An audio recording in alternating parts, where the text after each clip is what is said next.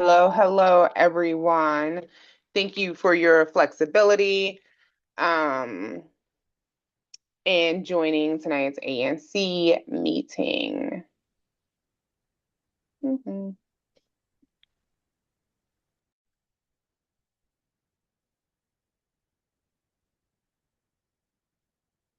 Sure thing. Happy to be here. Thank you. We're just waiting for a couple of commissioners to go ahead and log on. And I don't know if you all have a presentation that you can pull up. I'm sorry, my father keeps calling me. We do.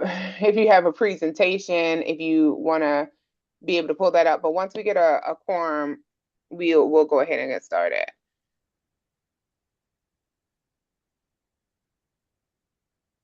Hmm. What's wrong with commit? Oh, before you share your screen, I'm sorry. I have to show the agenda. My bad, but just Problem. have it up. Um, okay, and Commissioner Moore is she's having some tech issues. All right, so I think we have a quorum. So somebody says Commissioner John. Oh, that's not our commissioner. One, two, three, four. Okay, so since we have a quorum, we'll go ahead and do a roll call. Commissioner 8801, I'm here. 8802, Here. 8803, Present. 8804, 8805. Oh, that's me, present. 8806, 8807. All right, so we do have a quorum. The time is 7:06 with 4 commissioners present. Commissioners, I want to approve tonight's agenda, which I will share my screen. The main item is, can y'all see it? All right. The property on Nicholson Street, hearing from the developers who are going to the Board of Zoning adjustments for a special exemption request and has been working on a community benefits agreement. And so hearing from the developers and then making a vote, whether we support or the special exemption and the community benefits agreement, or there needs to be more discussion. We need to do a payment to Verdi and Ogletree. That's the legal team that did our ABCA for $140. And after this development, we can talk about it more. We don't have any meeting minutes to approve tonight. So these are the main agenda items. Can I get a motion to approve tonight's agenda? So moved. All right, moved by Donohue. Any discussion? Okay, second. Actually, who seconds it? I'm sorry. I'm going too fast. I second. Commissioner Davis, Commissioner second. Davis. All right, any discussion? Okay, all in favor say aye. Aye. Aye. Aye. Okay. Motion to approve tonight's agenda. Thank you, Commissioner Foreman. Passes. All right, I'm gonna stop sharing my screen and hand it over to the Nicholson team.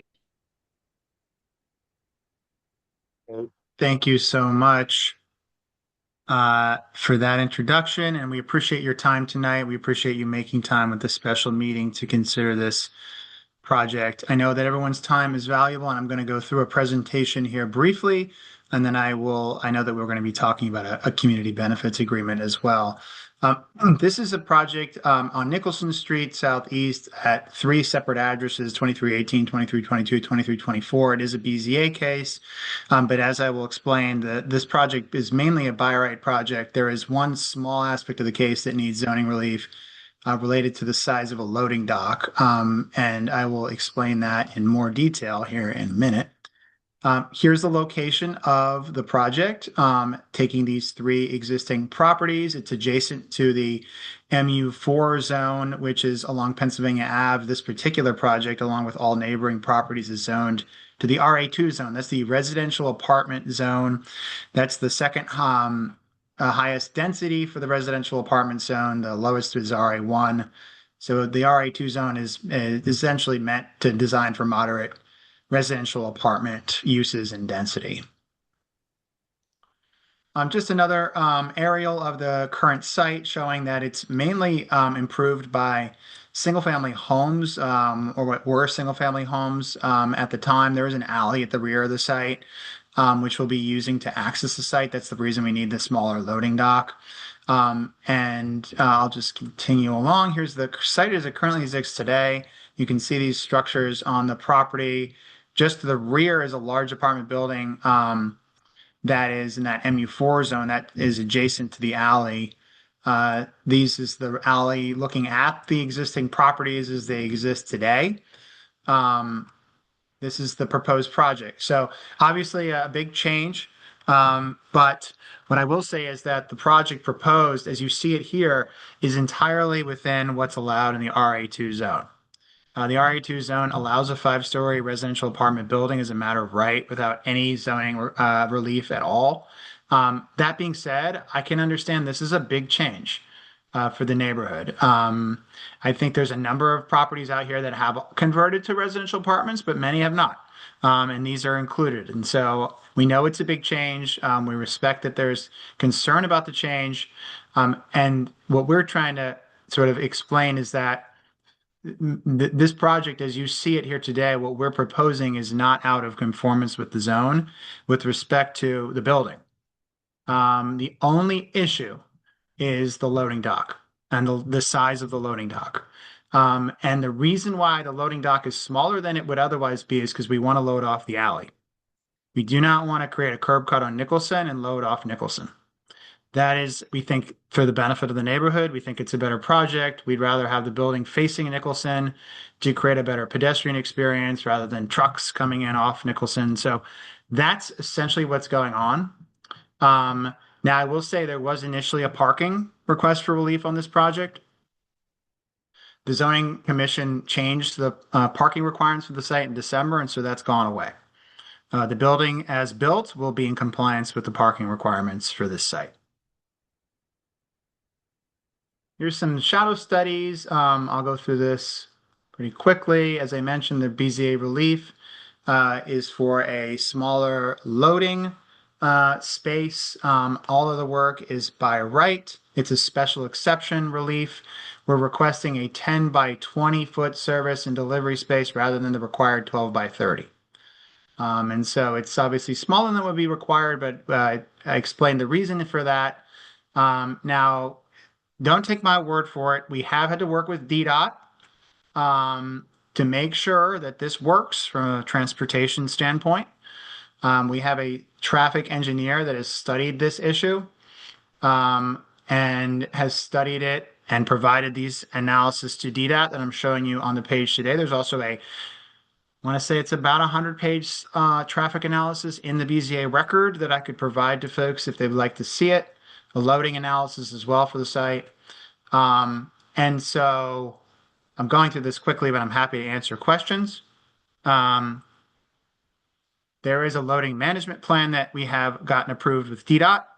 And that's required for any time you seek relief like this. DDOT has approved the loading management plan for the project, and DDOT is in support of the project and the loading space that we're requesting. There's also a transportation demand management plan that we've approved with DDOT for the project that would typically not be required for a project like this, except that we are asking for zoning relief. And so there is a transportation demand management plan. And there's a lot of things associated with that, like things like giving out smart trip cards to our residents, things like parking, bicycle parking, providing certain types of bicycle parking inside and outside of the building, having a TDM coordinator that's constantly making sure that the folks that live there have what they need, making sure that the parking, bicycle, vehicle, loading is all working as expected and not impacting the neighborhood. These are the types of things that we have to do as part of this DDOT approved transportation demand management plan.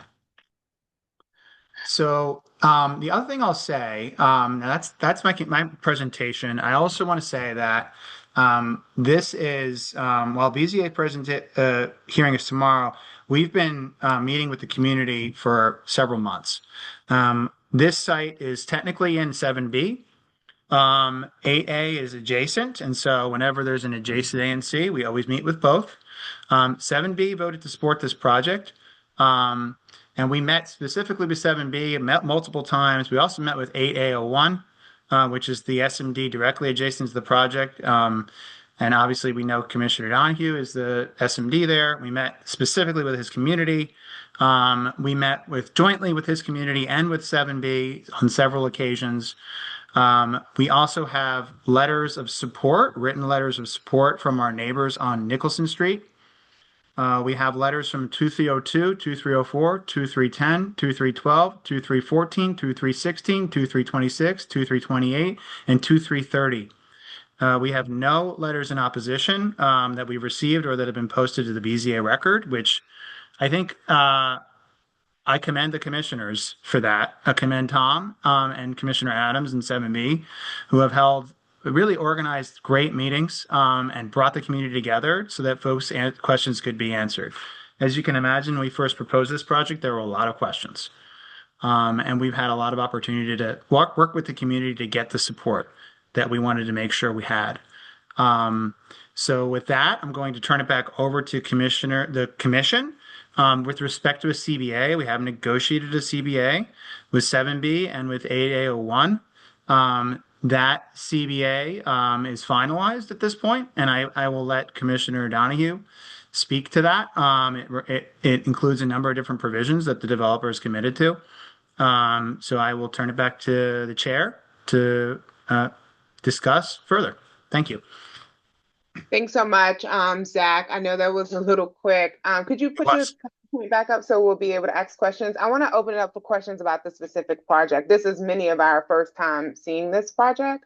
And so I want to open it up to commissioners, and then we do have some community members. Oh, that's wonderful. Who joined us if you have questions about this specific project. So it's currently, is it 3 empty lots or is it 3 lots that have like homes on it? You were going a little fast. I know I was. There's some existing structures there. I don't know if any of them are occupied or have been occupied in some time. I don't know if Matt, you want to weigh in on that. Yeah, good evening, everyone. My name is Matt Medvene. I'm part of the applicant team. There are three structures, across 3 lots. One of them it looks like a double lot, so there's a big field. That's technically that is 1 lot. So there's only 3 lots of which we have 3 buildings on. When we purchased 2318 and 2322, those were vacant. 2324, when we got it under contract, it had a tenant. We did not close on that building until the tenant had vacated. So all the buildings have been vacant at the time of closing.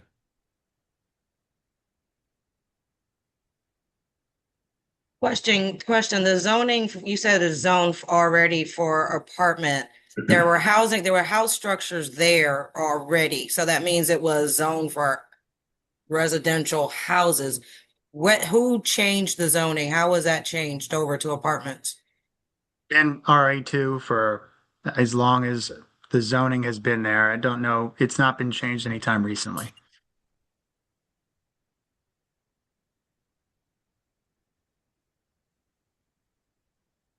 How many, you said it's how many units? 62.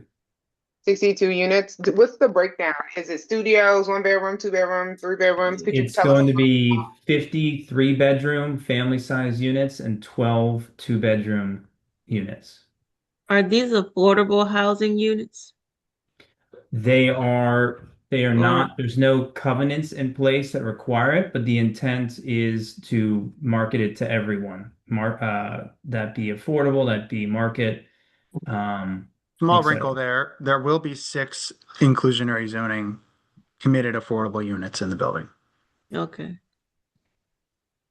10% affordability. It's essentially that. The calculation is there's a little bit more nuance to it, but we're meeting the requirements under the code. And which ones are going to be affordable? We have them on the plan set, so they're spread throughout the building. We're required to do that, and to provide like kind affordable units for the market rate units. There's 3 and 3 in terms of the split. 3 3 bedrooms and 3 2 bedrooms. Yes. And I didn't understand what you just said exactly. You said like kind or something? Right. They have to be the same in terms of the way they're constructed, the way they're built, the size, where they're located. In other words, you can't put like just 6 studios in the basement. They have to be distributed in such a way that's equitable. Yeah, yeah. Okay, I didn't understand. So it's market rate with 6 units of inclusionary zoning. Right. Yeah. Have y'all did like an estimate of what the rental range is going to be? Not at the moment, because I'm sure you guys know better than us being in the area. There's been a ton of fluctuation, and things have moved a lot in the last 12 months, much less 18 months when we started on it. So there's been a pretty big range. And depending on how things progress with the market, we've had interest in affordable housing lenders to work with us as we get farther down the process of construction and turnover to, if the market rates don't seem to meet where they need to be to pencil, then we could pivot and we could get some affordable financing and make the deal with a covenant to make it truly all affordable. But at the moment, we're keeping our options open just so we can kind of see where things land given the duration of the project and how much change is ongoing in the area at the moment. So hypothetically, if it does become, you have to pivot for your financing and go to the affordable housing route. Mm-hmm. Not that I'm against anything with affordable housing, but when we have large concentrations of affordable housing in the community, we have seen a negative impact in the community. So how do you propose to address that situation and keep our community from being negatively impacted by a 62 residential units that could possibly all be affordable housing? We would do that by partnering with an agency that we have good faith in the infrastructure and support network. So, for instance, we've worked with Some. I don't know if you guys are familiar with that organization, So Others May Eat. They offer a very robust back of house infrastructure within their organization for tenants that help them provide jobs, training, education, and so on and so forth. That would probably be one of the first agencies we reach out to, but there's others out there like that we would look to partner with if we were going to do it, which is just a component of the affordable transition. It's not something that just is kind of done on a whim. It's things that take, coordination with an organization prior to executing on it. So that's optional? That's something that's optional for you all to do, or is that something that will be part of like the community benefits agreement to make sure that actually happens if you're bringing such a large scale public? Basically, the way I see it is when you bring low income housing to our community without any serious oversight, then it turns into private public housing. And it's a negative impact on our community, strain on public resources, and decline in property values, in heightened quality of life challenges. We're already experiencing that now. So I just need to hear some type of reassurance that if you are bringing affordable housing, which you don't know, and by right, you can choose any direction you choose. We really don't have a say in it, but we are affected. And my concern is you're here now meeting with us on the tail end, the whole commission, who has we didn't have any input. Today is the only day, the first day where we're hearing about this project, and you are already asking us to make a decision without properly being informed. And it should have been brought before the entire commission if you're asking us for a vote. I wanted to. Oh, go ahead, Commissioner Moore. And I have a question about like the process if you do have to go 100% affordable.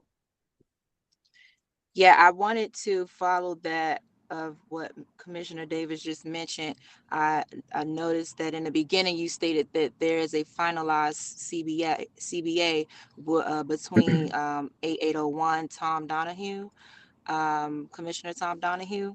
And I just wanted to let you know that unless we all voted on that CBA, that it should be null and void, because this is the first time that we have spoke about this, and there was no formal delegated authority to Commissioner Donohue in advance to go forth and bind that CBA. So what we can do is take a look at that CBA and edit it, and see if, the whole commission will agree and vote on some of those factors that you all have laid out. But as I can hear now, Commissioner Davis would like to add some things that may not be considered in that CBA. So due to the fact that we all were not aware of this project, and we didn't delegate the authority over to Tom to have that discussion and the authority to make that, to bind that contract with you all, it would be null and void. That understood. It's not finalized in that sense yet. I will say it's a CBA with 7B also. So 7B has approved it and has voted to support the project. I think and I understand I'm just speaking I on understand 8A. that. I understand that, and I think it's always difficult when you're trying to negotiate a CBA with two ANCs. And so typically what we see, and I'm not saying this is the right or the wrong way to do it, but typically the ANC in which the property sits takes the lead on it. And that's what happened here. 7B took the lead, and, voted to support the CBA. And so that's typically how it works. It's not always how it works. It's not right or wrong. But it's always hard to negotiate these things with multiple groups.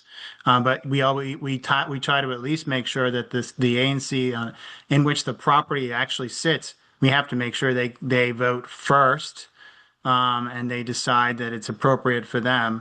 And then we typically look for the adjacent ANCs to support that as well. And Tom was at his SMD being directly adjacent was coordinating that. Okay, yeah, we look forward to supporting 7B in their decision. We're just unaware of what that is. That's all. I have a question. This is one side of the street is 7B and the other side is 8A. Is that it? Or is like half the street 7B and the other half 8A? Yes. Okay. What? I don't know if you could go back to that slide. One side is 8A and one side is 7B. Of the street.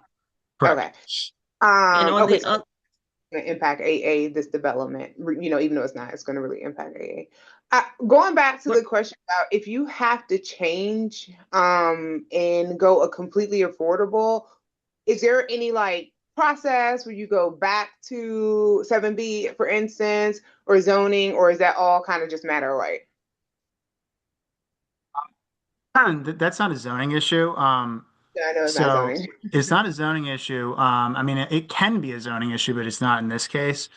And I guess before we get too far down the line, Matt, maybe you could speak to this. There are no plans to go all affordable. That is definitely not the plan, as but I things understand. happen.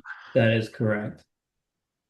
I mean, if that was the plan, we would have proposed that. And you're right, things can absolutely happen, but I think the project we're proposing for you today is not that. It's a market rate project with 6 IZ units. It's only committed to 6. And if you do have to go affordable, the question is, I'm asking, what is the process of coming back to the community? With 7B and 8A, if you do have to go. I think there is not typically a process. However, we could write into the CBA that we would come back to the community before we go that direction. Yeah. And I think if I'll speak for myself, we've had certain nonprofit I'll speak for my ANC, we've had certain nonprofits who manage buildings, and they have not been good managers. Even though they offer wraparound services, they have not been good managers. So I think that, in the CBA, it should be if this project changes at all, right? If you reduce the number of units, if you have to make any changes from what we're seeing, that you will come back to both ANCs. We'd like to see enforcement mechanisms for property management if you have to go that route, because we're not seeing good property management for properties that are affordable housing. Or others, could we write into the CBA that prior to going an all affordable project, we would come back to both ANCs to seek support for that? And at that time, we could talk about additional conditions on property management, on security, on everything else that we've been talking about with an all affordable project. Yeah. With the My current, go ahead. With the current scope, how many employees do you plan on having on site? I'm just looking at these parking spaces. How many employees do you plan on having on site? Are you not providing parking for your employees? And then there's going to be roll off on Nicholson Street. And I do see in the notes that there were some questions and concerns from people in the neighborhood about construction workers. And I saw something about telling construction workers that they can't park on Nicholson Street. Who's going to be enforcing all of this? I think that was in the CBA, if I'm not mistaken. So a CBA is enforceable through different mechanisms. In this particular CBA, we have a provision for mediation and binding arbitration to enforce those provisions. It's also DDOT. DDOT That's right. enforces construction parking in residential spaces without the associated permits and occupancy permits. I'm sorry, could you pull up that what Commissioner Redmond said? I know Commissioner Donohue, I sent him a private message to ask him if he could pull up the CBAs just so we can look at it.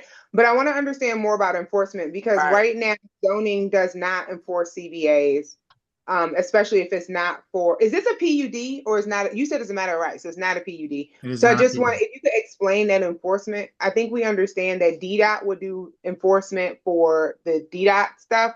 And I will say, every time there's a construction project, small or little, the employees take all of the street parking. It's just all of the time. And there's a condo right across the street from there, correct? Where you all are building? Yes. A large condo building. So there's already a tight block already because of the condos that's already there. Now you're proposing 60 more units with an average of 3 people, at least in an apartment. That's an additional, at least 120 adults at a given. Okay, so I've gone ahead and brought up I don't know if you can see it or not. Are you able to see it? We can see it. Oh, yeah. Okay. The only thing I would also add is that what's sort of before us isn't,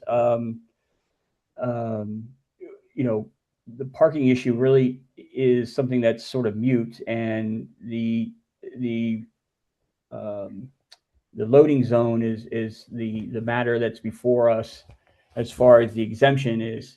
We know that, and there's actually there's a change of direction of traffic that's happening on Nicholson. There's a lot, with the new Pennsylvania Avenue, Minnesota Avenue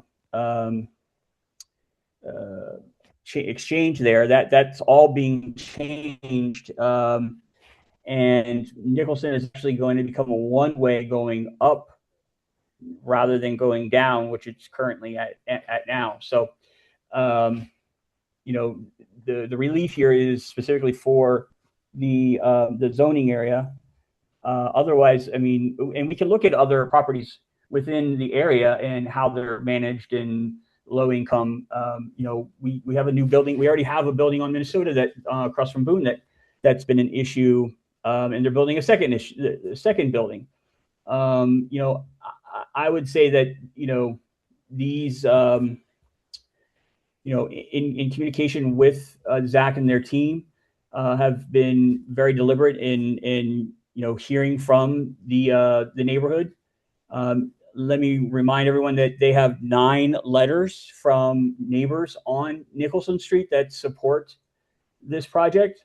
The neighbors also heard and discussed at a meeting about the CBA and have supported it.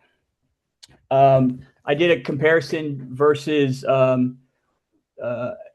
sent it over to everyone of all of the concerns that were raised during the very first meeting with the neighbors, and how we attempted to address those concerns with the neighbors. And then we of course brought the CBA back to the neighbors to discuss with them ways that we've sort of attempted to address the concerns of the neighborhood. So it's pretty clear that the neighborhood, is in support of the project and the CBA.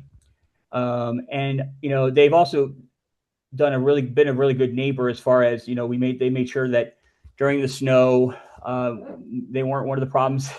That was they made sure that they took care of the property and the sidewalks and stuff. So which we do appreciate too. I also want to mention the fact that Commissioner Adams from 7B01 who is also the co-chair of 7B is on, and wanted to make sure that he had an opportunity to introduce himself and make sure that you all were aware that he was on. Yeah, I think it would be great to hear from him. Absolutely. Good evening, everyone. Commissioner John Adams, 7B01. Can you guys hear me okay? We can hear you. Excellent. Sorry, I'm multitasking here, so that's why I kind of keep jumping on and off the screen, the video. But yeah, I believe that there has been some great good faith conversation with Mr. Medvene and as also Mr. Williams. I think that part of what we wanted, our approach was one, making sure that we were focused on what the variance was that was being addressed, and that was the loading zone and also parking spaces. Yes, there were major concerns even in the 7B community meeting that we had referencing parking. And it's going to be a very interesting couple of years, because they are going to be reconstructing and redesigning the intersection at Minnesota and Pennsylvania Avenue.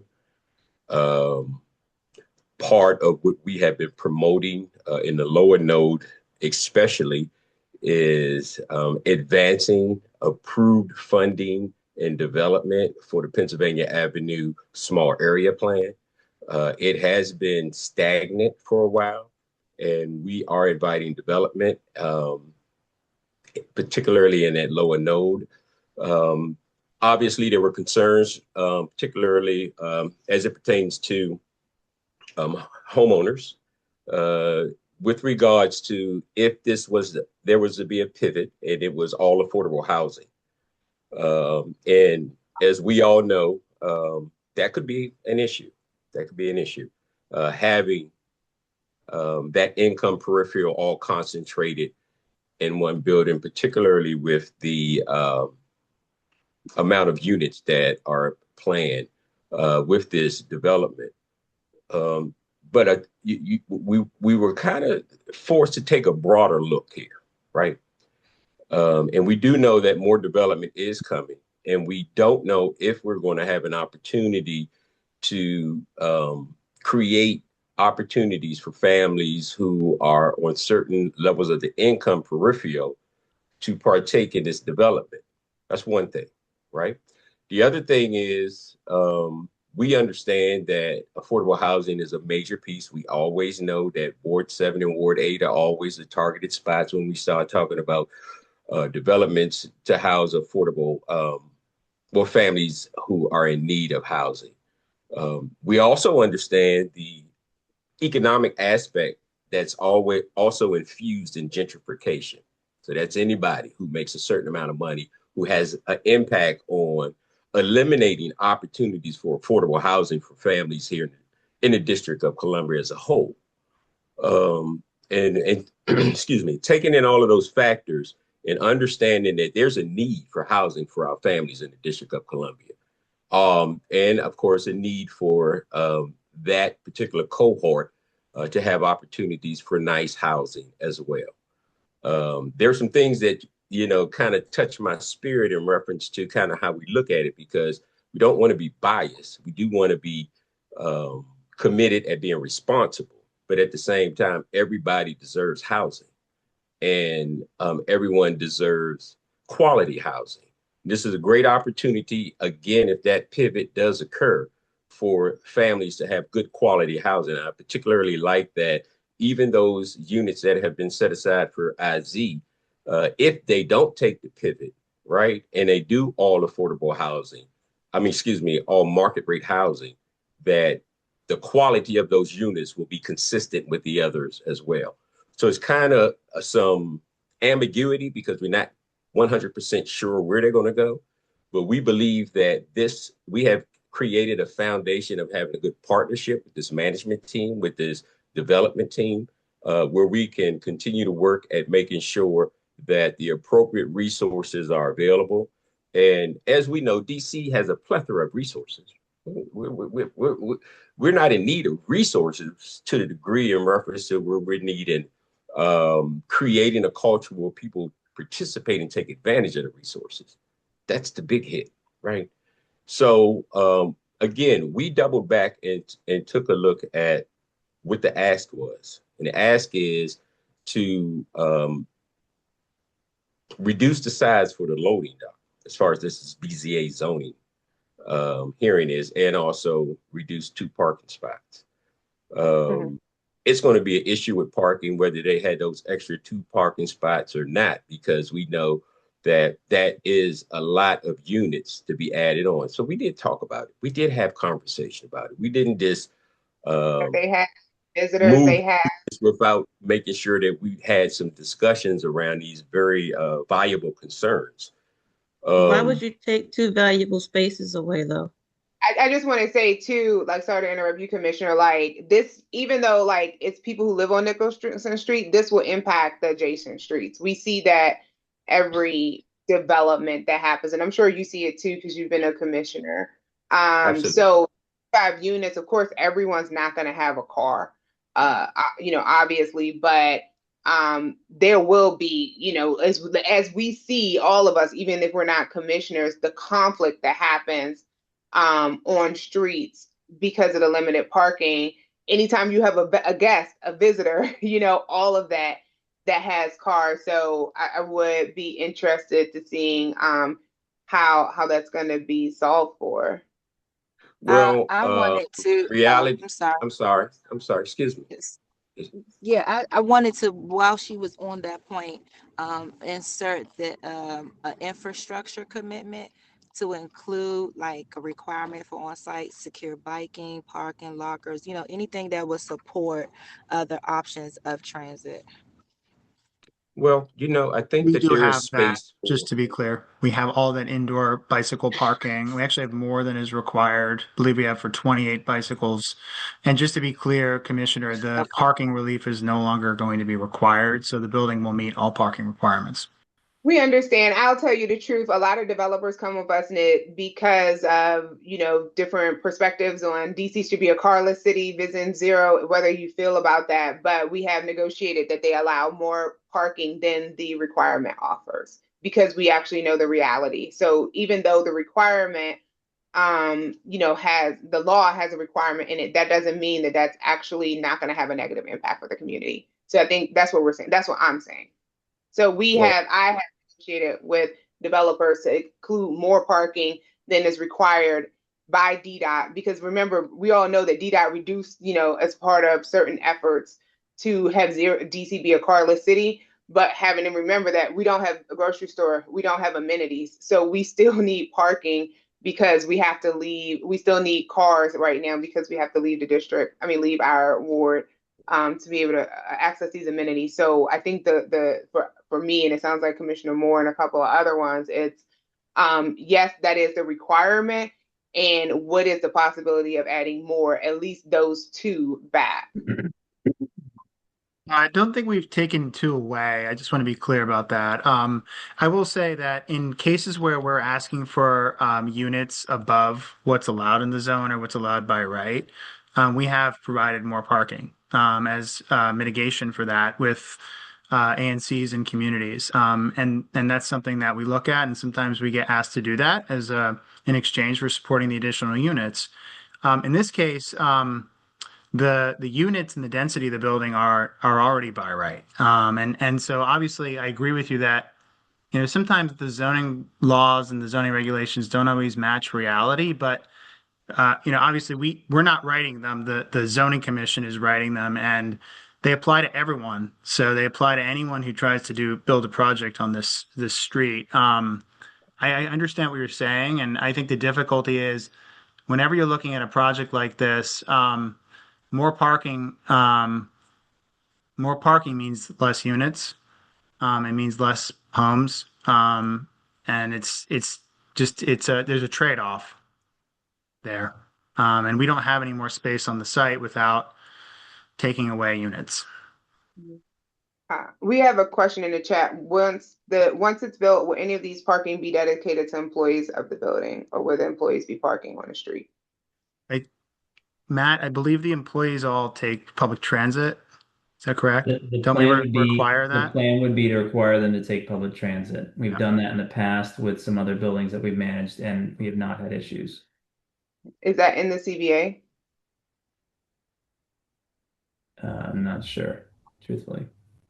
Okay, that would be something No, that is not in the CBA that we drafted and agreed upon. Again, as I was speaking, we would be more than happy to support with entertaining some edit suggestions to the CBA on the 7B side. I don't believe that would be a very difficult thing to do. So please know that we would be open to dialogue as it pertains to that. Yeah. Great. Thank you. One of the things that I will point out with regards to the CBA in reference to what we were looking at from a broader view is building relationships. So part of the CBA on the 7B side is to support. Only thing I want to add to this is that, you know. I'm sorry. Yeah, please.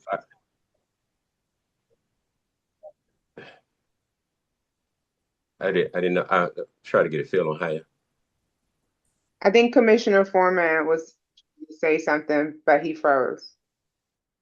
Yeah, I mean, you all are talking to us about building relationships and that type of thing, but you come to us at the 23rd hour. Okay, I'm talking about 23:59, man, about supporting this thing. You know, we feel like you're a little hood yanked in this thing. We've been excluded, we've been left out of things, and now you come to us with this stuff. Let me say this to you. I'm sorry, who you directing this statement to, sir? If you're trying to build it, if you all are trying to build a relationship with us, I'm talking to everybody involved with this. If you're trying to build a relationship with us and stuff, it should have been from the beginning, not the last minute. And that's the thing. We haven't got any info until about a week ago on this stuff. And right? Just for the record, that's just categorically not correct. But you come to us and say, well, this is what we're going to do. Commissioner Foreman, we're hearing every other. Commissioner Foreman, we're hearing every. Commissioner Foreman, Commissioner Foreman, can you hear us? And stuff of as you say, 62 apartments or whatever, and you know you can say 200 some people or whatever in the area, and then we get to the other thing about the parking. We get to the Donohue. I'm talking right now. And this is the thing. We can't hear you. I can't go along with anyone. Yeah, I can't go along with anybody who waits for the last minute to go over things with me and accept that it's just fine. I mean that's not fine. Commissioner Foreman, we missed a lot of what you said. I just say more discussion on this situation. It just seemed like it was all like I say, kept away from us. But you come to me now. I'm not the Godfather or something like that. Where I need you to kiss me. Yeah. Well, it's I guess it's the the connection here because it's saying coming in, coming out. Okay. You are. I'm gonna actually mute you because you're breaking up. Can y'all hear me? Relationship. Yes, I'm we breaking hear you. Yeah, Okay, we Before- actually understand what Commissioner Foreman was getting at. We may not Yes. been able to hear him clearly word by word, but we all understand his point and what he was trying to get across. Yeah, no, absolutely. I think one of the things, and we, do have a new commission generally for AA when we're negotiating with the developer. And I understand this is not, we're the impacted ANC. We're not the lead ANC. So I'll put that out there. We usually meet with them as a commission like 6 to 10 times, depending on what it is. And it's usually not just one meeting. It's usually across several months. That we're trying to understand this process. So understanding that there has been a conversation going on with 7B, but generally for AA, we're meeting with developers on multiple occasions. For House of Roof, we met with, it took 2 commissions, 2 terms to get, that approval to go through. And I think House of Ruth is doing a similar size development on Minnesota Avenue somewhere. I think it's in Davis's SMD. So yes, while there has been communication happening, it's all been so fast. And we generally have lots of, especially when it is this size of a development, because 65 units is a couple hundred people. So that is what I want to summarize and what I think I'm hearing from Commissioner Foreman, and adding, some historical context that AA, when it's larger developments, even if it's matter of right, it's generally a lot of back and forth between the community over several months. Hey, Chair White. Yeah, I would just respectfully add that we got the notice in late October, and then of course we had the holidays, and we didn't have a meeting as well. I mean, as I notated in the document that I had sent out, I had conversations during our December 2nd meeting about this project and the CBA, as well as in January. So, it may not have been in-depth conversations. However, we did discuss it in all fairness, that this was coming up and that these questions were being had. So to say that the commission was completely out of isn't necessarily fair, but I appreciate that, Commissioner Donohue. And I want to add, usually developers come to us before they even file anything, when they first purchase the property. So we have, before they go to zoning, before they file anything, most developers for a project this size, historically in 8A, I'm not talking about 7B, come to the ANC before anything is even filed. So we found out about this because we got a BZA exemption notification. But generally, when people are coming to do developments, even at matter of right, and I can give you several examples, they come to the ANC before they even file anything. So I think that's also, a part of it. Matt, you may have went to 7B. I understand that. But for kind of ours, we generally hey, have this thing, especially it's going to change the footprint of a street or a small neighborhood and come in before. And that's just that's been, since my 5 years of being a commissioner, what I've experienced. If I could just have one second, I can't find the hand raise button, so I'm raising my hand here. Adding some color to that, responding to that moment, if I could. That wasn't done because back when this was initially designed, the loading dock was not a triggered requirement. So as Zach had noted and has noted several times, up until last, I think it was July, everything about this project was 100% by right. So there was no need to go and send out notice because there was no intention or plan to go before zoning, to go before anyone, to need any relief or need anything associated with it. So that's why there wasn't any conversation ahead of time. The moment the loading dock came into play, which was raised by the Office of Zoning, not in the first round of review, not in the second round of review, but in the third, which is just brutal, that you would go through 6 months of permit review with DOB, was it brought up that there had been some tweaks or modifications to the zoning language that suddenly put us in a category that required the loading dock. So that is providing some color as to why no one was brought up sooner before we did any design. We have done projects in the past not in Ward 8, but in other wards where we have known this was going to be a larger project and we know what we're going to have to go and get relief. So we engage in the community earlier. Zach and I have a long history of working with the communities. That's typically the plan that we would take, and you were absolutely correct. This one was a last minute thing thrown on our plate, unfortunately, and it's cost us a ton of time and money because we were supposed to have our building permit back in September of last year. That kind of threw everything for a loop and required the last minute change in relief. And rather than a whole redesign, we figured we'd rather just go before and ask to seek the relief, given that it was isolated to just the loading dock. Yeah, I want So- to add a so- wrinkle there. In October, before our application was even accepted by zoning, we sent out the entire application to every member of ANC 8A and 7B. So everyone on this call received the application. I sent it out personally to all of you in October, and it typically does take a little bit of time, but Tom jumped right into that as the SMD adjacent to the site, and we started negotiating. We had our first community meeting in December. We've had, Yeah. I think, 4 or 5 meetings now with 8A01, with 7B. So those discussions have happened, and obviously that there was a disconnect there. But I don't want it to seem like we're coming here at the last minute, because we've been working with the community and neighbors for better part of 5 months now, and we've really worked hard to get that support.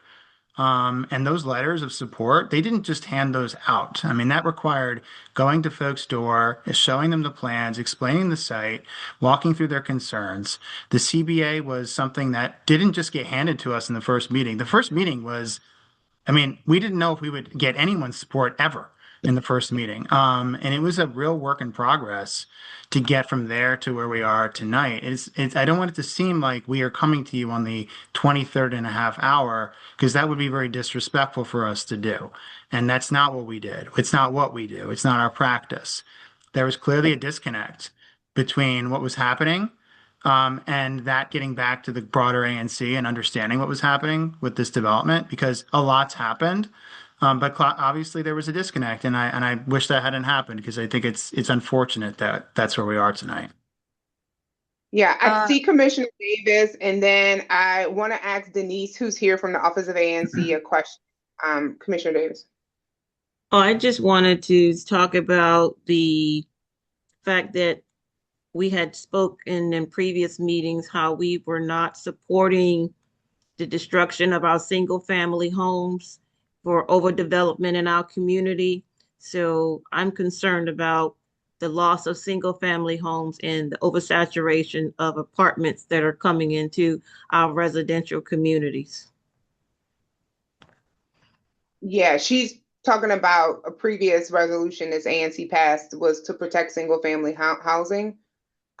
In Fairlawn specifically, and I believe it was historic Anacostia, because that's the last crop of kind of affordable home ownership for people to gain Yes.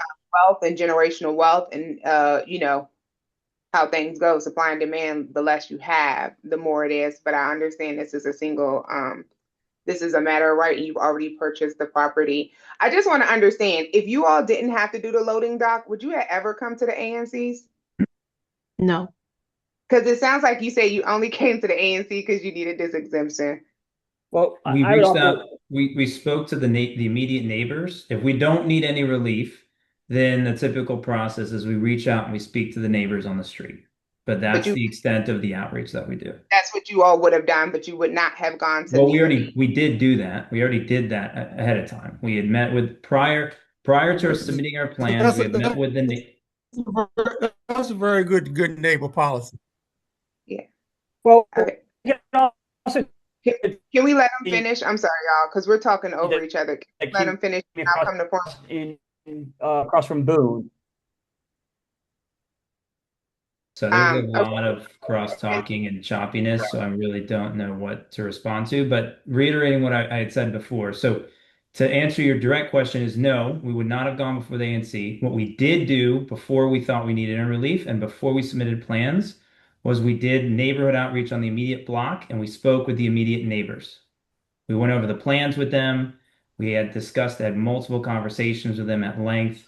And that was all done ahead of time. And fortunately, it was, because it laid the groundwork for us to be able to get the layers of support when we did need the relief, because this wasn't something that they were finding out at the last minute. They were already aware of it, and we had already had extensive conversations about the project.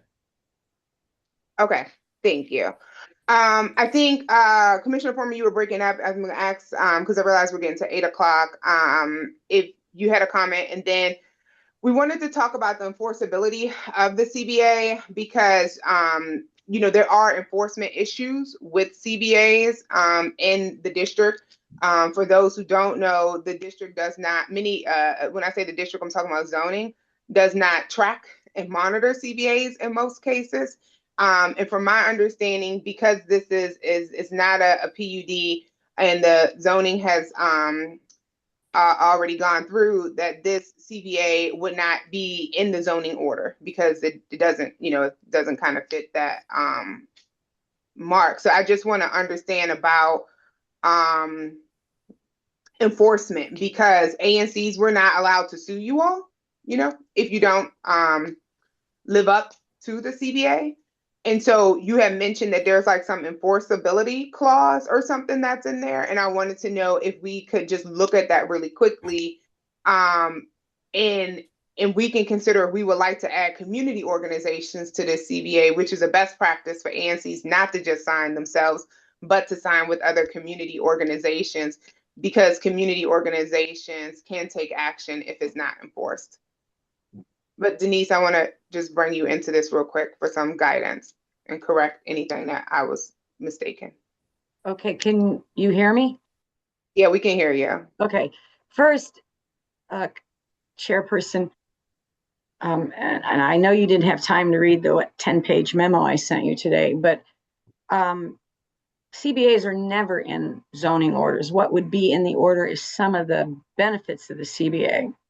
So they don't attach them or incorporate them into the orders normally, neither the zoning commission or the BZA. And, you know, I think, I don't know whether it was a week or a week and a half ago, I had read this and I noticed that one of our recommendations in that memo is the binding arbitration. Now, the other thing is there is a Court of Appeals case that says community organizations, and they don't have to be and in that case, they weren't a party to the order. The community organizations or community members can go to court and seek relief if they're members of the ANC, because the ANC was representing them as the community in a CBA. But I want to point out a couple other things because, you know, we are at the 9th hour. When I went in today, I saw that the Office of Zoning report supports the waiver. The Office of Planning report supports the waiver. It's kind of been a long day for me. So they're not enforceable by the ANC litigating. They're potentially enforceable by community members litigating, or in this case, the binding arbitration would be one mechanism to go forward with it. Mm-hmm. Is binding arbitration like binding arbitration between the ANC and the developer or the owner? Yes. So, for example, if the ANC felt the owner wasn't living up to their responsibilities under the CBA, they could ask them to make a correction. And if the corrections weren't made, they could seek the binding arbitration. The draft I saw just had a clause saying, essentially put a binding arbitration clause in here. But that would be the mechanism. Mm-hmm. Okay. All right. And then the last question I kind of see is from Commissioner Moore. Commissioner John Adams, I'd like to hear from you on sharing the amendment of the CBA. Commissioner Adams, if you're still around. Absolutely, I'm still here. As I noted, it wouldn't be the worst thing to have more conversation and entertain some suggestions to include in the CBA. And I would be open to that. So within reason and with the asked is, I would be more than happy to entertain a conversation around that. Thank you. So we hear that 7B is open to opening up the CBA. Some of the things that we have heard is one, solidifying that binding agreement, possibly adding a community organization as a signer, talking about if the project has to change, coming back to the ANCs, are some of the things I've heard that could be included. And I just want to pop it back over to Matt, if you all are open to relooking at that CBA to include some of these provisions that we're talking about. If I could say one other thing, there are multiple community organizations that are included to be recipients of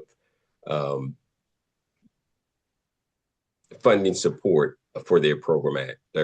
So do note that we were diligent in making sure that, one, we didn't want to have any control over it for 7B in reference to managing any funds, because that's not something that we would do. We can't do that. Yeah, that's not something that we are allowed to do that. Yeah. Yeah, that's what I was saying. That's not something we do. So we wanted to make sure that the payment was going directly to a community-based provider that is a nonprofit that provides community services in some fashion to our immediate community. So the three that we identified in 7B is the HOPE program, which provides social services, primarily focused on social determinants of health support. Also Little Lights, which is a very new program that has just started, which does an amazing after-school program, which they're partnering with Kimball already, but targeting on our youth in reference to preparation for SAT exams and also college placements, ideally providing support where they don't incur a great deal of debt. And the last one is right at Nicholson Street, which is the Nicholson Projects, which provides a residential art program for district residents to support with continuing to develop their skills within that arena as well. So we were strategic in making sure that we identified appropriate nonprofits, community-based support systems, as well as ensuring that those payments would be paid directly to those organizations. Thank you for that. And then I see Commissioner Donohue put something in the chat. We don't have to get into all the weeds tonight, but one of the things I was wondering is, if you can't do it, are you all thinking about working through a fiscal sponsor or fiscal agent? Matt, question for you. Truthfully, this is a little above my pay grade, but as long as high level, as long as it's something that is outlined and above board, I don't see why we would have any issue with it. The funds are already going to be earmarked to go towards the community. So if whatever designated entity is no longer able to receive it, there would be no issue on our part as to rerouting it to another similar organization, or the easiest way would be into another organization already listed in the CBA. But the essence of that, I don't see a problem with. Obviously, I would defer to whatever the final language reads, and want to make sure that we're complying with all laws and that stuff. But yeah, because there are that's fine. From the basis of the question, I don't see an issue with it. Okay, because there are organizations that have the proper systems in place to distribute CBA funds to different organizations. And I know that we were talking about some schools getting support, but if it's a DCPS school, we can't just cut them a check. A lot of times we'll support a PTA organization or some type of community organization that works specifically with that school. I don't know if, Kramer or Boone have PTA organization. I think Kramer does PTA associations, but I think these are some things that we can get into the weeds and some best practices that we know for those of us who've been working on CBAs and ANC for a while. And these are just things that have been discussed too. I'm sorry, y'all, my alarm is going on. Hold on. Continue, Tom. I was just saying these are things that have been discussed. We were looking at potentially working with Galilee Baptist Church, who the school has been working directly with. and who community members have donated money into, that is reinvested back into those two schools. So that's why we made it more broad and just put it as, whether it's the PTO or PTA. I know that Boone's PTA is somewhat defunct, and Kramer. So there are options. Obviously, first preference with the PTA, and then if not, we would have a discussion or another entity that's got a relationship with the school who feels comfortable with that. But so if to kind of recap that short form, there shouldn't be a problem. I don't see any objection to pivoting if a designated entity is not able to receive the funds, as long as it goes to another appropriate licensed designated entity or fiduciary, fiscal agent, what have you. So if they just send over whatever language you want to tweak it, we can confirm it. But the essence of it, I don't see an issue with that. Mm-hmm. All right, so I want to bring us to a close. So what you are asking is that we support your VZA special exemption application? That is correct. And could you put in the chat the property address, the VZA application number, and what the special exemption request is? I know you said it over and over for the loading dock vote, so we can have it. Yes. All right, so we won't keep you all any longer. Let's thank you all for coming to the ANC. Community members, I thank you all for hanging in with us. I didn't see any questions from the community members. Before we let them go, do you have any questions from community for those who joined us?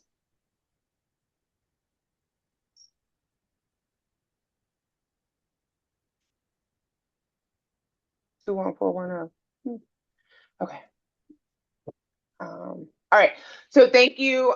You all are welcome to stay on. We're gonna wrap up our meeting, or you can go off. I know you have kids and stuff. Thank you for your flexibility. Thank you, Commissioner Adams.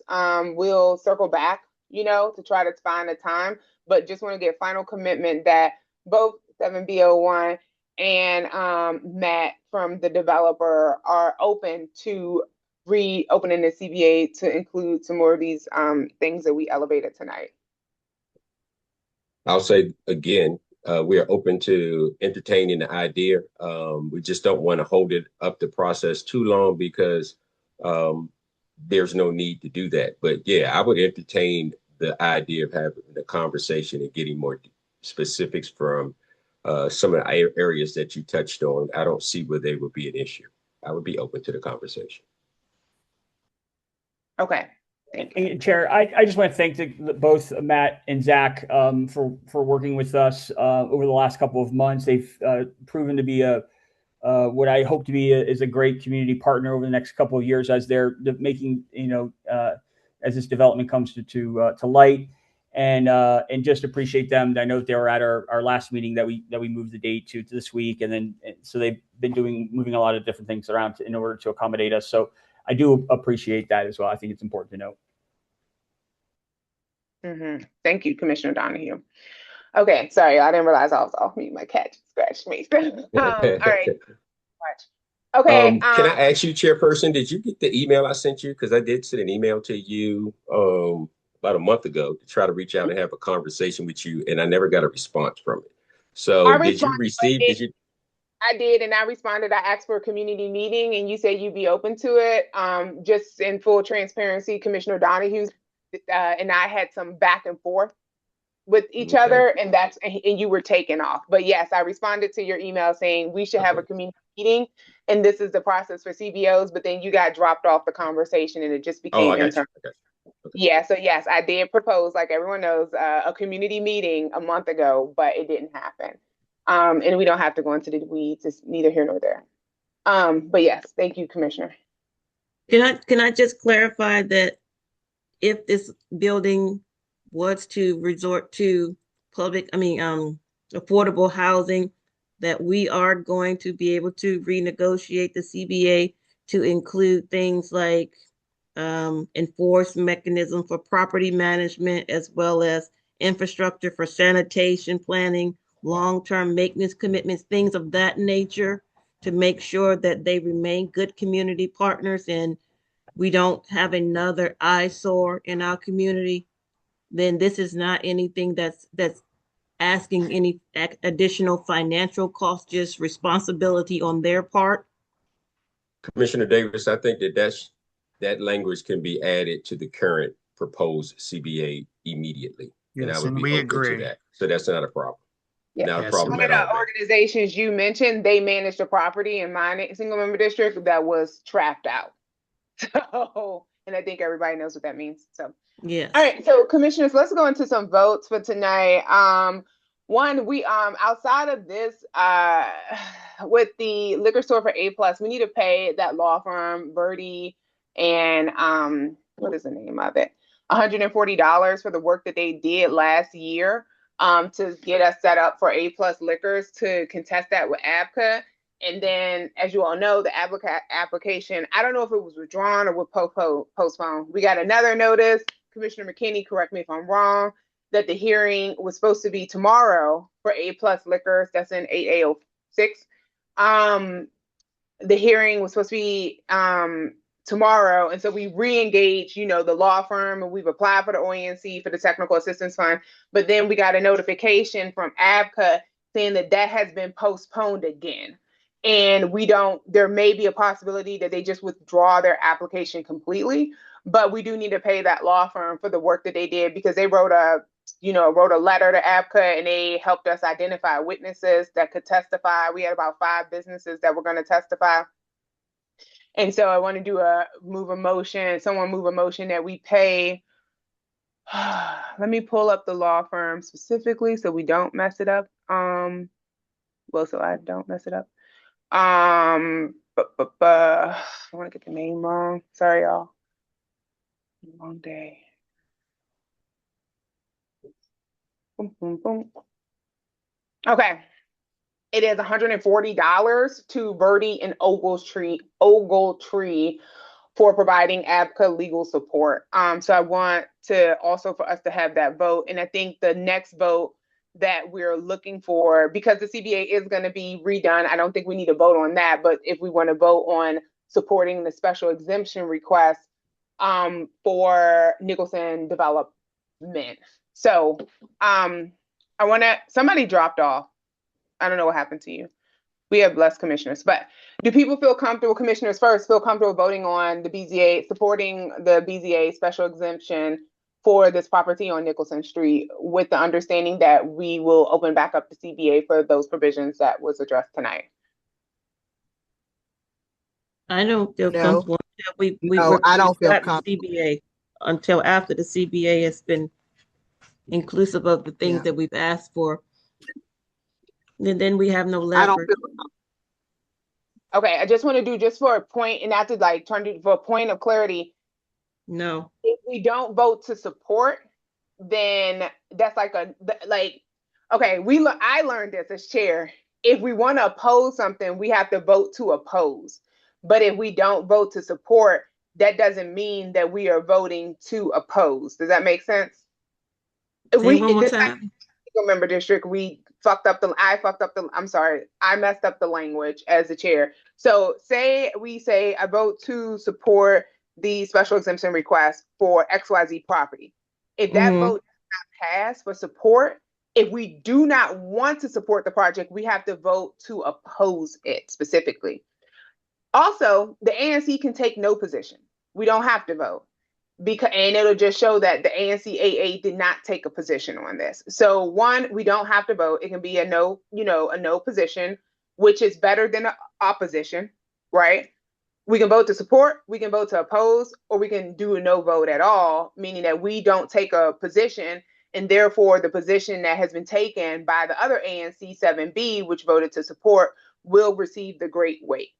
And which also means that they could implement a CBA that we lose the funding for the schools. And I would recommend if for some reason you want to oppose it just to oppose it, that you keep in consideration that 7B can certainly move forward with what they have and the agreement that they have, and we have no say in it.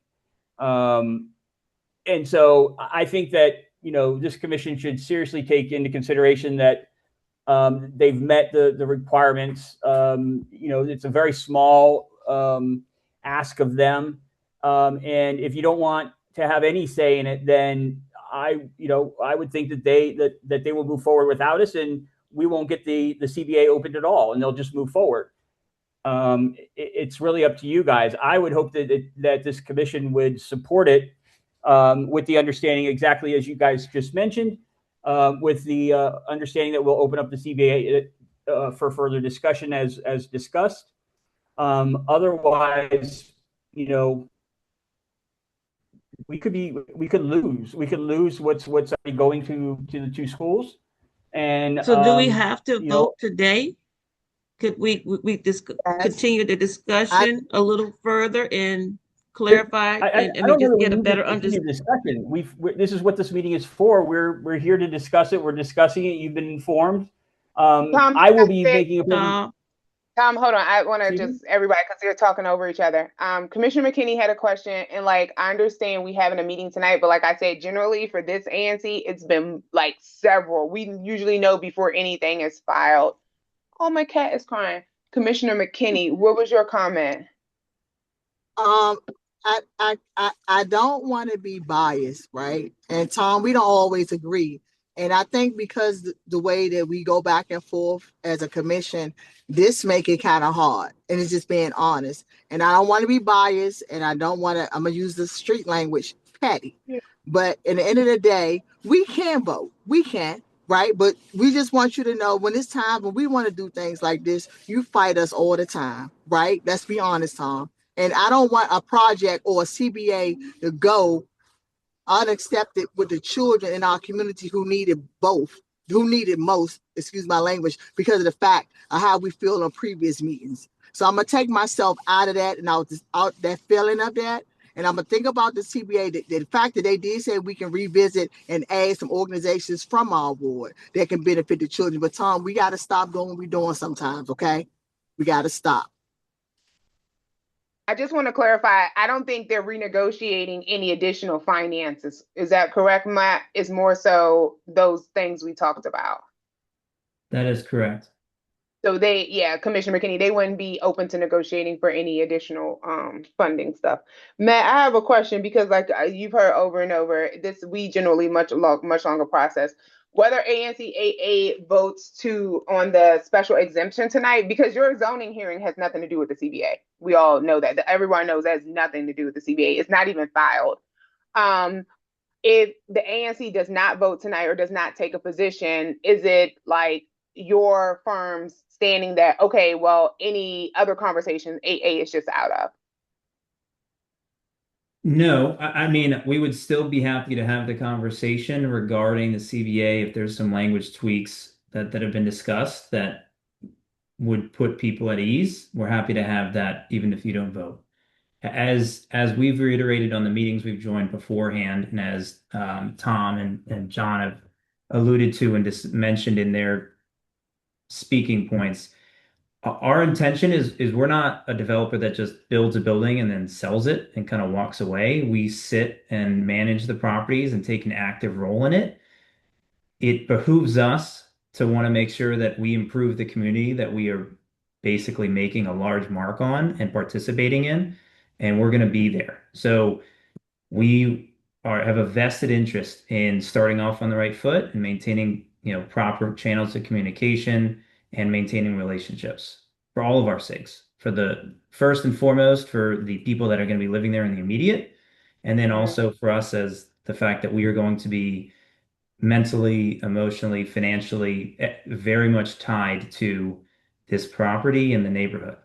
So, there's a lot that goes into this, and there's a lot that we are tied to and will remain tied to. Okay, so I want to clarify, just so we're all clear, whether ANC 8A votes to support this project, the special exemption, or doesn't take a vote at all, you will still be working. You won't take the stuff for 8A out of the CBA. I'll just be more specific. Is 8A benefiting from the CBA contingent upon us voting to support the BZA exemption? Just to be more clear. No, we're not looking to hold people hostage. So to answer your question, no. 7 has whatever, I'm blanking now on all the different numbers, but Commissioner Adams and that they have already voted to support it. We have no interest in reneging on what we've agreed to with them. And again, we are committed to the community that we are becoming part of. So we're not looking to hold you guys hostage to it. As long as we can continue the cooperative conversation and have a productive conversation that we all benefit from, yes, we will continue to discuss, and we are open to continuing the conversation for the CBA regardless of whether you vote on it or not. Okay, I just wanted to make clarification because we just needed clarification. All Fair right. enough. So with that information, commissioners, how are folks feeling about voting? We're not voting on a CBA. There's obviously not enough understanding. But how do people feel about either voting to support or doing no vote at all, or opposing this VZA exemption tonight? So I just want to go around the room really quickly, and when I call on you, if you can say I feel fine voting to support, voting to oppose, or taking no vote. We'll just go very quickly and see where we are. 8801. We also have to take a vote on whether who's going to represent the commission as well before the meeting tomorrow. If we take a position, yeah, if we vote on a position at all. So we only are represented as a commission if we take a vote for great weight. So we will do that in the vote. But yeah. I mean, I think that we should support it. And the reason I say that is, given exactly what Matt said, even if we don't support it, or don't vote, that he continues to support the CBA, I think says a lot about about him and his character. It's what I've seen from the start of the relationship that we've built since October. I think it's a small variance that we're asking for, and any support or opposing it, I think would have more to do with the relationships in this commission versus the actual matter before us. And so I hope that's not the case. I hope you guys will vote on based upon the presentation made before us by the developers and the owners. And I think we should. It's going to move forward either way. I mean, it's going to go. John will take it it will go tomorrow, and it will be supported either way. Yeah. I would hope that you would support it just for. Thank you, Tom. All right, 8802. No vote. Your vote is that we don't take a vote at all. No vote. Okay, 8803. I'd like to delay the vote. Okay, 8804. I think 8804 lost connection. Or is she in the chat? Hold on, let me see.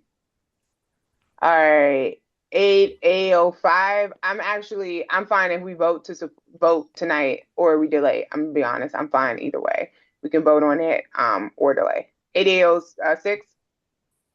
I support it, and I'm willing to vote tonight. I'm being honest. I don't want to be petty. Tom get on my nerves, but it's not about Tom. It's about the community. And I'm being honest.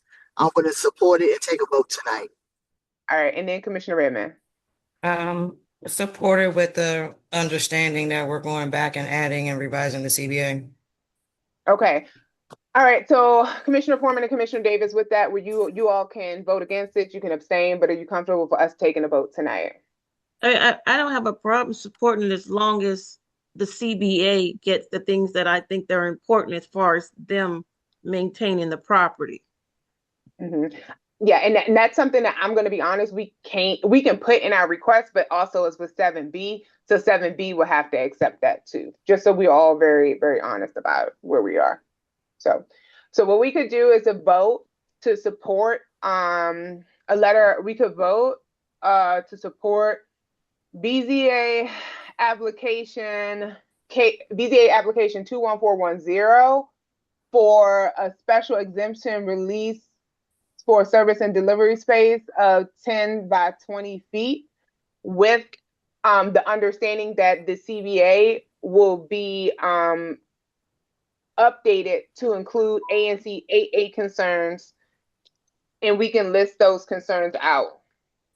So we've been told, everyone, that for votes, they're asking people to be exactly as much specific as possible. So with the caveat of coming back to addressing staff parking, management of the property, organizations benefiting, not necessarily the benefiting amounts. And what was the last one? Oh, and the binding clause. And to have the community sign on to the CBA, especially those organizations that are benefiting. So I think those were the 5 major areas that people brought up. Is that correct? All right. So Commissioner Donohue, do you want a motion for this? Do you want me to help you write it out? Can you repeat those 5 things again? Binding clause, community sign on the CBA, management of the property, staff transportation, not staff parking, but staff transportation, and then reviewing the organizations that are benefiting.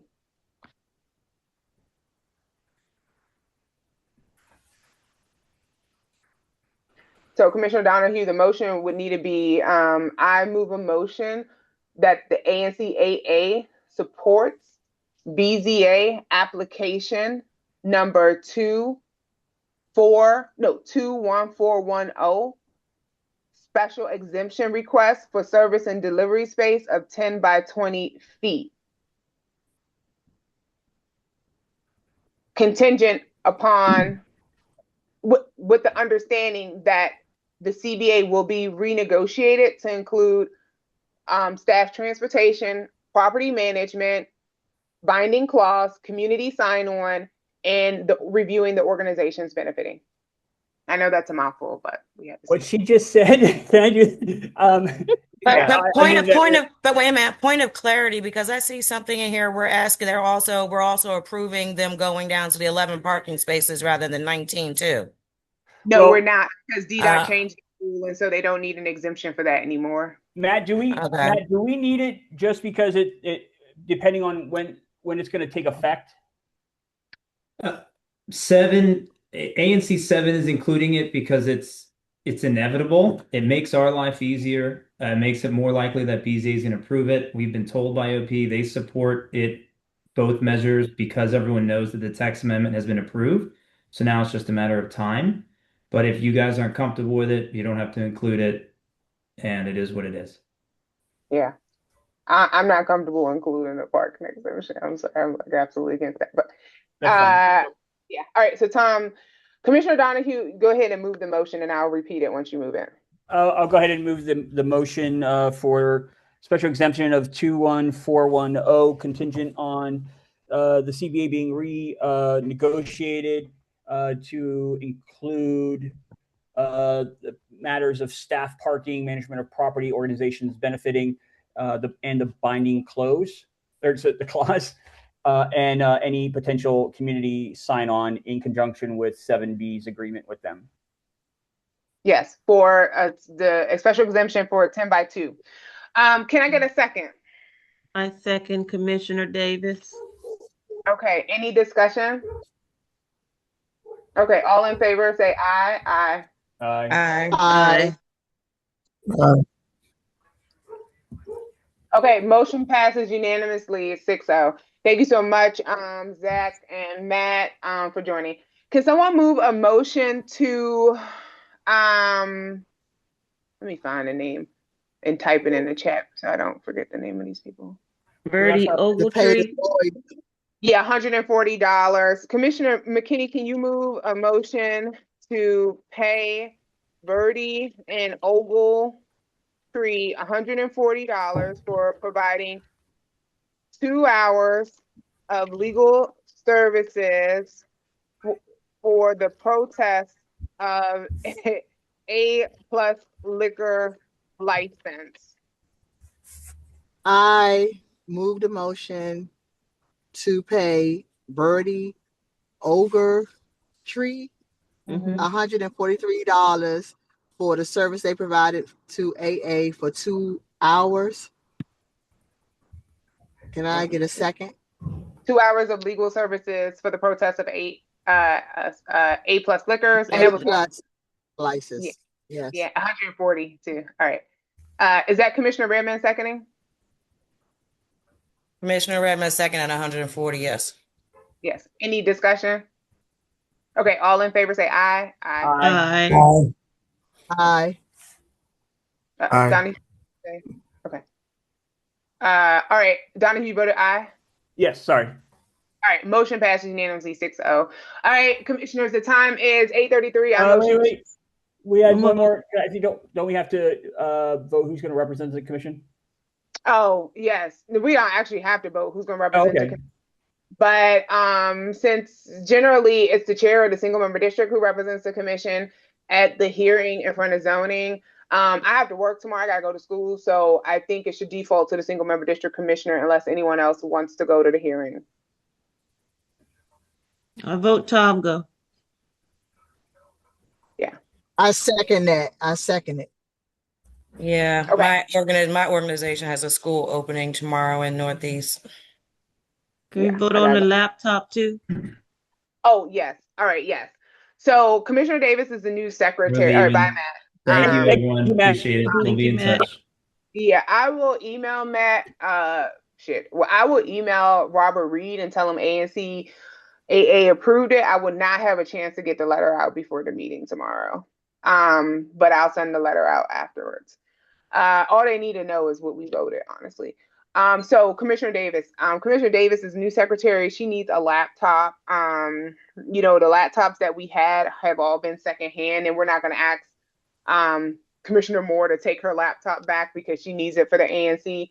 So we do have our budget. Let me find the ANC budget.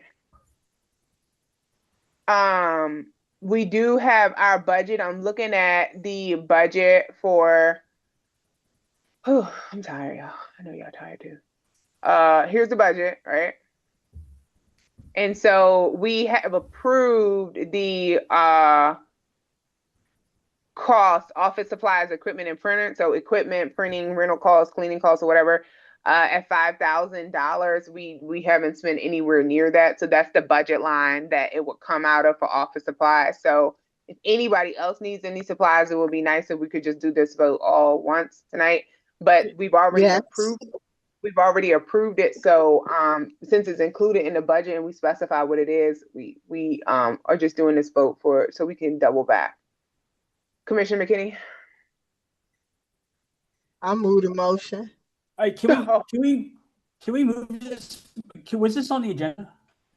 It wasn't on the agenda, but actually because it's already included in our budget, supplies and stuff, we can add it to the agenda and do a vote.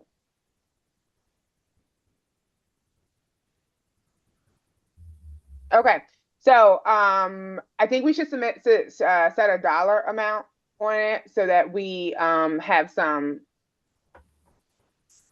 specification. Do we have an actual computer that she's picked out? No. No, but I would say we put a dollar amount on it, and then we can pick it out. Which you can pick it out. Okay. Yeah. I Commissioner would rather know what she's going to be purchased before we do that. But Well, what difference does it make as long as I don't exceed There you go. the dollar value? I'm just saying. There you go. All right, Robin, all right. Exactly. Hold on, Commissioner Redmond. I'm going to get a laptop, and it's only going to be a laptop. So the criteria is a laptop not to exceed whatever dollar amount that we agree upon. Right. And what dollar amount are we going to agree upon? We haven't discussed that yet, but your point But was if you had an idea of rather what me you have wanted, the you would know what the laptop. dollar amount was.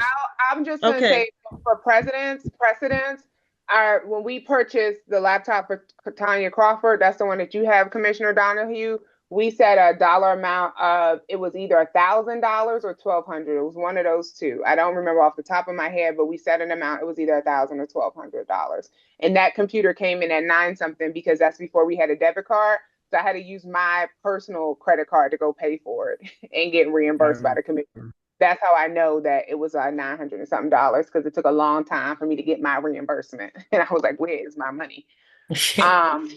Yeah, Commissioner Redmond, you are off mute. What you need? I mean, I do still need a replacement. I just don't know what a dollar value is. For your laptop or your iPad? No, for my iPad. Oh, well, for that, we can email T-Mobile and ask them for a replacement. Okay. You're probably, most of y'all are eligible for upgrades anyway, and you can get replacements without even paying for them. When we go through T-Mobile, we don't purchase that anymore outside of T-Mobile. All right, so Commissioner Davis, I think, how about somebody just Best Buy? Let's go on Best Buy real quick, see what a laptop costs.